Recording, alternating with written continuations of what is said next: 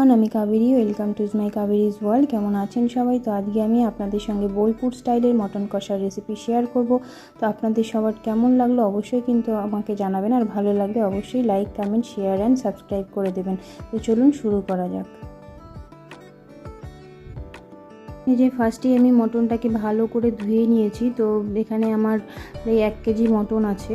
তো আমি সেই হিসাবেই পেঁয়াজগুলো কেটে নিয়েছি। এখানে আমার 1 কেজি মটনের হিসাবে আমি এখানে বড় বড় সাইজের 4টে পেঁয়াজ কেটে নিয়েছি।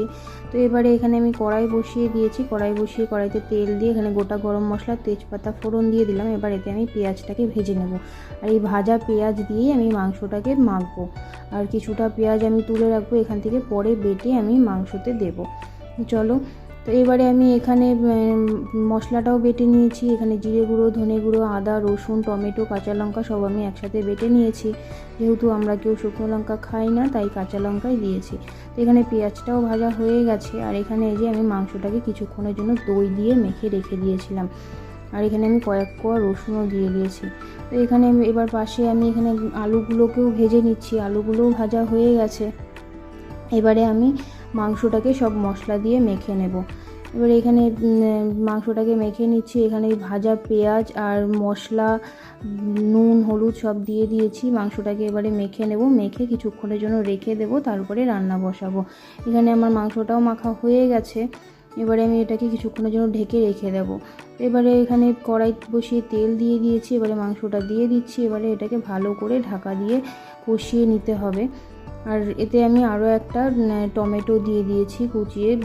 টোটাল 2টো টমেটো দিয়েছি। একটাতে মশলা বেটে দিয়েছিলাম, আর একটা এইখানে দিলাম গোটা। তো এখানে দেখুন মাংসটা আস্তে আস্তে খুব সুন্দর একটা কালার আসছে। আর এটা মাংসটাকে গ্যাসের ফ্লেম একদম লোতে রেখে ভালো করে কষিয়ে নিতে হবে। তো খুব সুন্দর আস্তে আস্তে কালার আসছে মাংসটা থেকে। আর আমি কিন্তু মাংসতে গোটা রসুনও দিয়েছি, এটা ফার্স্টে দেখাতে ভুলে গিয়েছিলাম। তো দেখো এখানে মাংসটা আমার প্রায় কষানো হয়ে গেছে। খুব সুন্দর একটা কালার এসছে। এবার এতে আমি দিয়ে দিচ্ছি আলু। আরও কিছুক্ষণ কষিয়ে নেব, দিয়ে তারপরে জল দেব। তো এদিকে মাংসটা কষছে। এবারে আমি যে পেঁয়াজ এক্সট্রা তুলে রেখেছিলাম ওটাকে আমি এখন বেটে নেব।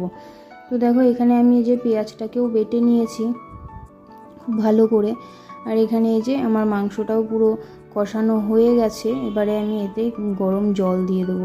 তোমরা ট্রাই করবে যে কোনো তরকারিতেই পারলে একটু গরম জল দিতে, এতে করে টেস্টটা ভালো হয়। আমি প্রায় সব তরকারিতেই গরম জলই দিই।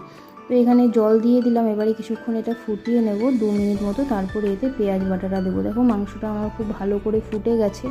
এবার এতে পেঁয়াজ বাটাটা দিয়ে দিচ্ছি, দিয়ে ভালো করে মিশিয়ে নেব। মিশিয়ে নিয়ে আরও কিছুক্ষণ ফুটিয়ে নেব। তো এখানে এই যে আরও কিছুক্ষণ ফুটিয়ে নিয়েছি মাংসটা। তো আমার মাংস পুরো রেডি রান্না। এবার আমি এতে একটু গরম মশলা দিয়ে মাংসটাকে নামিয়ে নেব। তো এখানে যে একটু গরম মশলা দিয়ে দিলাম। আর দেখো মাংসের কালারটাও কিন্তু খুব সুন্দর এসছে, আর খেতেও কিন্তু খুব দারুণ হয়েছে। তো এই ছিল আজকের রেসিপি। তোমাদের কেমন লাগলো অবশ্যই কিন্তু আমাকে কমেন্টে জানাবে। আর যদি ভালো লেগে থাকে অবশ্যই কিন্তু একটা like, comment, share and subscribe করে দিও। আর তোমরা যদি অন্য কোনো রান্নার রেসিপি দেখতে চাও আমাকে অবশ্যই কমেন্টে জানিও। আমি যথাসাধ্য চেষ্টা করব দেখানোর। আজকের মতো টাটা।